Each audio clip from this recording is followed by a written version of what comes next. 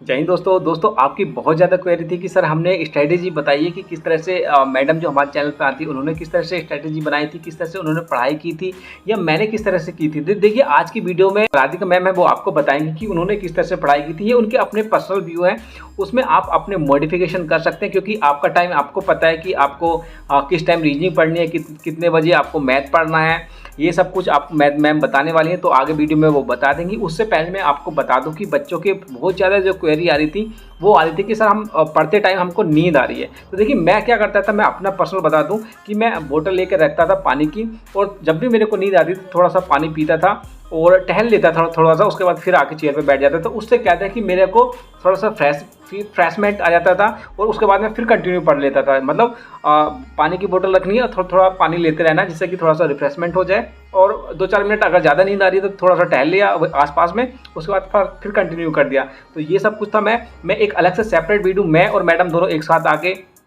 आपके जितने भी क्वेश्चन हैं, जितनी भी क्वेरी हैं, वो उसको मीटअप करने की कोशिश करेंगे। तो जो भी आपकी क्वेरी है वो कमेंट बॉक्स में लिख सकते हैं। चलिए देखते हैं मैडम का क्या स्ट्रैटेजी रही थी। उसके बाद हम दोनों मिलकर आपके जितने भी क्वेरी होंगी वो आपको मीटअप करने की कोशिश करेंगे। तो चलिए मैडम को सुनते हैं। दोस्तों, मैं आपका पंकज फौजी ग्रुप पर स्वागत करती हूँ।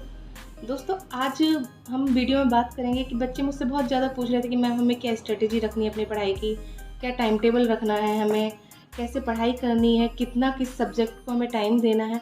ये सब बच्चे मुझसे पूछ रहे थे पिछली वीडियो में कि मैम हमें बताइए, एक वीडियो बनाइए। तो आज इस टॉपिक पे मैं एक वीडियो बनाने जा रही हूँ कि आपको क्या स्ट्रेटेजी रखनी है, आपकी टाइम टेबल क्या होना चाहिए, आपको कैसे पढ़ना चाहिए, कितना टाइम किस वीडियो को, मैंने किस तरह से पढ़ाई की थी, ये सब मैं आपको बताऊंगी। क्या मेरी स्ट्रेटेजी थी, कैसे मैं पढ़ाई करती थी, मेरा टाइम टेबल क्या था, ये सब मैं बताऊंगी। मेरा टाइम टेबल मेरे हिसाब से होगा, आप उसको अपने हिसाब से मॉडिफाई। स्ट्रेटेजी क्या है कि आपको एक के पास एक सेपरेट रूम होना चाहिए। आपको दिखावा नहीं करना है कि हम पढ़ाई कर रहे हैं, आपको सिर्फ अपने आप से मतलब होना चाहिए कि हमें पढ़ाई करनी है, अपने आप में ईमानदार होना है। ये नहीं कि आप अपने आस पड़ोस को दिखा रहे हैं, आपने एक रूम ऐसा ले रखा है कि उसमें आस पड़ोस का आना जाना ज़्यादा है कि हाँ वो देखें मुझे, मैं कितना पढ़ता हूँ।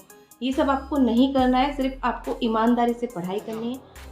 सेकंड, आपको पंकज सर ने भी बोला होगा कि सोशल मीडिया से दूर रहें, ज़्यादा सोशल मीडिया पर ना रहें, बस उतना ही रहें जितना आपको अपडेट होना है।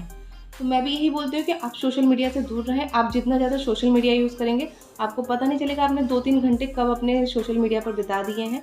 तो उतना ही रहे जितना आपको अपडेट होना है सोशल मीडिया पे, या स्टडी मटेरियल देखना है तो वो देख सकते हैं। हम भी जीके की सीरीज़ बनाते हैं, आप उसको भी आराम से देख सकते हैं। थर्ड पॉइंट कि आप अपने फ़ोन में एक स्टडीज़ से संबंधित कोई ऐप रख सकते हैं, जैसे कि आप कहीं बाहर आना जाना कर रहे हैं या ऐसी भीड़ भाड़ वाली जगह पर हैं कि आप पढ़ नहीं पा रहे हैं, तो आप ऐप रख सकते हैं, उसमें सीरीज़ आती हैं, उनको सॉल्व कर सकते हैं। अगर हमें इम्पॉर्टेंट लग रहा है तो हम अपनी बुक में उसको हाइलाइटर से हाईलाइट कर सकते हैं, या कहीं बाहर से कुछ इन्फॉर्मेशन मिल रही है तो हम उसे नोट कर सकते हैं। करंट अफेयर के लिए आप न्यूज़पेपर या न्यूज़ देख सकते हैं और उसमें से जो आपको इम्पॉर्टेंट लगे तो उसका आप एक नोट्स बना सकते हैं।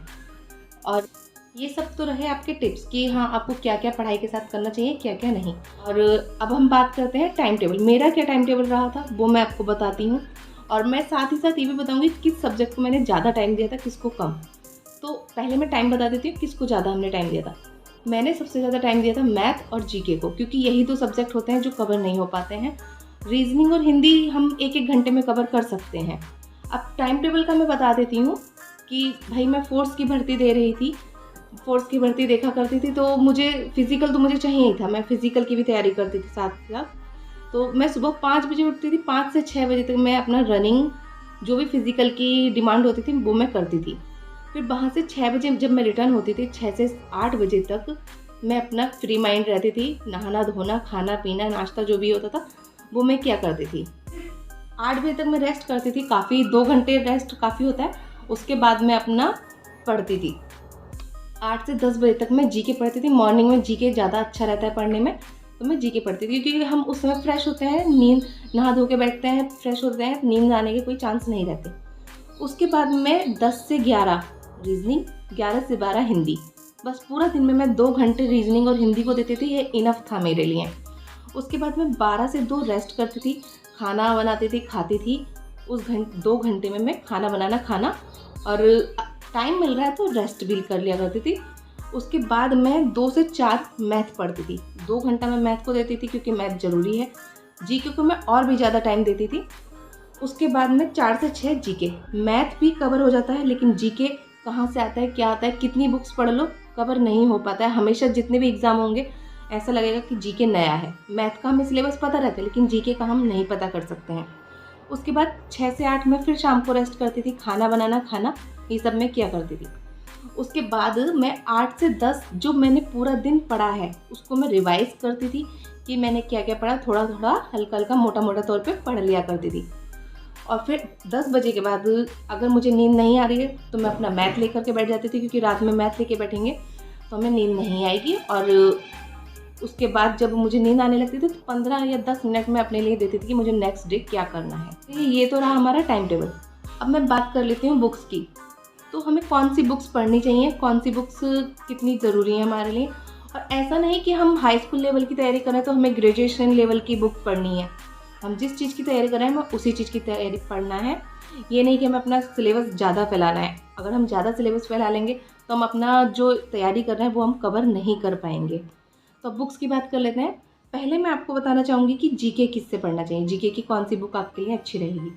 तो जीके की आप ल्यूसेंट बुक अप्लाई कर सकते हैं कि ल्यूसेंट अच्छी है, उससे मैंने भी पढ़ाई की थी, मैं भी सक्सेस पाई हूँ उसी बुक से।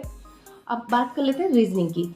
रीजनिंग की मैं आपको अरिहंत की बुक बताऊंगी कि अरिहंत आपके लिए अच्छी रहेगी।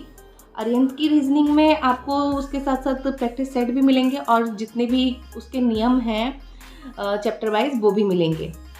अब बात करते हैं, हम जीके कर ली, हमने रीजनिंग कर ली। अब हिंदी की मैं आपको 2 बुक्स बताऊंगी कि एक आपकी ल्यूसेंट हो गई हिंदी की, एक हो गई अरिहंत। लेकिन मैं अरिहंत को ज़्यादा अच्छा बताऊंगी क्योंकि मैंने अरिहंत और ल्यूसेंट दोनों ली थी, लेकिन मुझे अरिहंत ज़्यादा अच्छी लगी थी। पर्सनली मुझे अरिहंत ज़्यादा अच्छी लगी थी। अब बात करते हैं उस मैथ की। मैं आपको 3 बुक्स बताऊंगी। अगर जिस पर टाइम कम है तो वो RS अग्रवाल से पढ़े, जिस पर टाइम अधिक है और कन्फ्यूजन ज़्यादा है तो वो किरण की बुक पढ़ सकते हैं। किरण की बुक लमसम इतनी मोटी होगी, आप उससे पढ़ सकते हैं। उसमें आपको जितने भी डाउट्स हैं सब क्लियर हो जाएंगे। बहुत ज़्यादा उसमें क्वेश्चन है, लमसम 1800 के आसपास क्वेश्चन है। और थर्ड बुक बताऊंगी मैं आपको RK यादव थोड़ा हाई लेवल की है और आप अभी इस समय अप्लाई करना चाहें कर सकते हैं, क्योंकि सब कंपटीशन बहुत ज़्यादा टफ हो रहा है आजकल, पहले जितना इजी नहीं रहा है। ये सब तो रहा आपके बारे में, मैंने जो बताना था, जो बच्चों की क्वेरीज थी वो मैंने बताई। लेकिन अब मैं आपसे बोलना चाहूँगी कि जो आपने सपना देखा है उसे पूरा करना है, और उसे पूरा करने के लिए आपने जो टाइम टेबल बनाया है उसे फॉलो करना ही करना है। चाहे आंधी आए, तूफान आए, मन हो या ना हो, आपको पढ़ना है तो पढ़ना है, उसी टाइम टेबल के अकॉर्डिंग आपको चलना है। दोस्तों सारी बुक्स और जो प्रैक्टिस सेट है उनके लिंक्स मैंने डिस्क्रिप्शन में दे रखा है, वहां से आप इजीली परचेज कर सकते हैं। रेफर किए हैं और प्रैक्टिस सेट रेफर किए हैं, वो आपके लिंक्स आपको मैंने डिस्क्रिप्शन में दे रखा है, तो जाके परचेज कर सकते हैं।